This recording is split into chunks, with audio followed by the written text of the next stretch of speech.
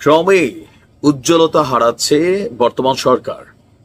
আপনি জাস্ট গেল কয়েকদিনের যদি একটু সার্কামস্ট্যান্সেস বা সিচুয়েশন গুলোকে দেখেন, তাহলে আপনি বুঝতে পারবেন হুট করেই যেন বর্তমান সরকারের জনপ্রিয়তা হ্রাস পাচ্ছে।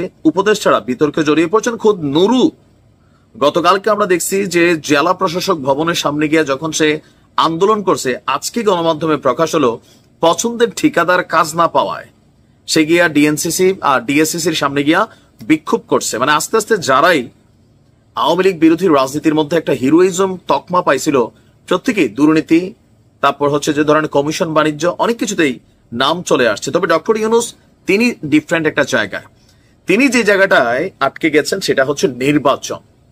বিষয়টা নিয়ে শুধুমাত্র কি বিএনপি কনসার্ন করছে নাকি ইন্টারন্যাশনালিও কনসার্ন হচ্ছে? আমরা আশ্চর্য হয়েছি হঠাৎ করেই আপনার বাংলাদেশের অন্তর্বর্তী সরকার প্রধানকে যখন অস্ট্রেলিয়া থেকে অস্ট্রেলিয়ান পার্লামেন্টের 43 জন সিনেটর এবং এমপি একটা চিঠি পাঠিয়েছে এবং ওইখানে এমন গুরুত্বপূর্ণ জিনিসগুলোকে তারা উত্থাপন করেছে। কেউ কেউ বলছেন যে আন্তর্জাতিকভাবে যে গ্লোরিফাই ক্যারিয়ার হিসেবে ডক্টর ইউনূস নিজেকে এস্টাবলিশ করছিলাম, সেগুলো চ্যালেঞ্জের মুখে পড়তে যাচ্ছে। আপনি দেখেন যে অস্ট্রেলিয়ান পার্লামেন্ট থেকে যে 43 সিনেটর এবং এমপি তিনটা ইস্যুকে সামনে আইনা যে চিঠিটা পাঠিয়েছেন, সেগুলো হচ্ছে জরুরি ভিত্তিতে সুনির্দিষ্ট নির্বাচনী রোডম্যাপ ঘোষণা, নাম্বার 1। নাম্বার 2, জুলাই অভ্যুত্থানের ভুক্তভোগীদের জন্য ন্যায় বিচার করা। নাম্বার 3, র্যাপিড অ্যাকশন ব্যাটালিয়ন বা র্যাবকে ভেঙে ফেলা। তিনটাই এখনো কনফ্লিক্টে আছে। এসব কাজ করতে বিলম্ব অথবা অস্পষ্টতা কেবল জনসাধারণের অবিশ্বাসকে আরো গভীর করবে এবং দেশের গণতান্ত্রিক ভবিষ্যৎকে বিপন্ন করবে। বাংলাদেশের জনগণ এবং আন্তর্জাতিক সম্প্রদায় নিবিড়ভাবে ডক্টর ইউনূসের সরকারকে পর্যবেক্ষণ করছে। তারা লিখেছেন, আমরা আপনার নেতৃত্বকে সিদ্ধান্তমূলকভাবে কাজ করার আহ্বান জানাচ্ছি। গণতান্ত্রিক বৈধতা পুনরুদ্ধারের দিকে এই অপরিহার্য পদক্ষেপকে সমর্থন করার জন্য আমরা গঠনমূলকভাবে জড়িত হতে প্রস্তুত। ইমেইল বার্তার মাধ্যমে প্রধান উপদেষ্টার কাছে এই চিঠি দেওয়া হয়েছে, যা বিএনপির আন্তর্জাতিক বিষয়ক সম্পাদক মোহাম্মদ রাশেদুল হক তিনি নিশ্চিত করেছেন এবং এই সংক্রান্ত একটা চিঠি গণমাধ্যমে এসেছে। সেখানে তারা লিখছে যে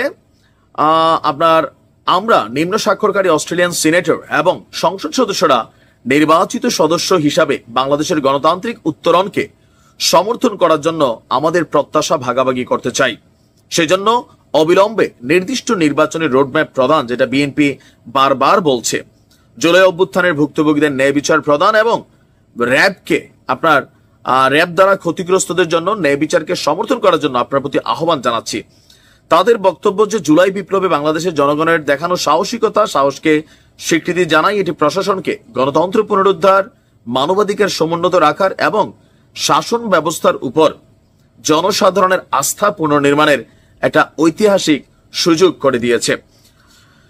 তাদের বক্তব্য যে একটা স্বচ্ছ এবং বিশ্বাসযোগ্য নির্বাচনী প্রক্রিয়ার উপর নির্ভরশীল জরুরি ভিত্তিতে একটা সুনির্দিষ্ট নির্বাচনী রোডম্যাপ ঘোষণা করা। বাংলাদেশ গত 3টি নির্বাচনে একটি স্থিতিশীল গণতান্ত্রিক সরকারের জন্য প্রয়োজনীয় বৈধতা ছিল না। নির্বাচনী অখণ্ডতা পুনরুদ্ধার, শান্তিপূর্ণ গণতান্ত্রিক উত্তরণ নিশ্চিত করার জন্য আমরা আপনার সরকারকে অনুরোধ করছি, যত তাড়াতাড়ি সম্ভব অবাধ, সুষ্ঠু, আন্তর্জাতিক তত্ত্বাবধানে নির্বাচনের জন্য একটি স্পষ্ট রোডম্যাপ ঘোষণা করুন। অস্ট্রেলিয়ান বাংলাদেশ সম্প্রদায় আমার জানিয়েছে যে তারা আশা করে এই ক্যালেন্ডার বছরে এটি ঘটবে এবং সব রাজনৈতিক দলের জন্য সমান সুযোগ তৈরি করতে হবে। সব রাজনৈতিক দলের জন্য নির্বাহী ব্যবস্থার ব্যবহার এবং অযাচিত প্রভাব বা দমন রোধ করতে হবে। এখন এই ইঙ্গিতটা কোন দিকে দিল? আওয়ামী লীগকে দিল নাকি আসলে কোথায় দিল?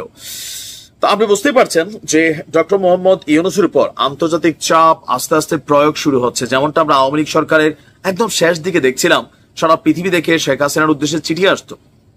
ডক্টর ইউনূস গভীর সংকটের মধ্যে আছেন, উত্তরণ হতে হবে। বিএনপি মাঠে নেমে গেছে, পরিস্থিতি ঘোলাটে আকার ধারণ করছে, একটা সংঘর্ষ অনিবার্য দেখতে পাচ্ছি। তবে আমরা এটা কামনা করি না।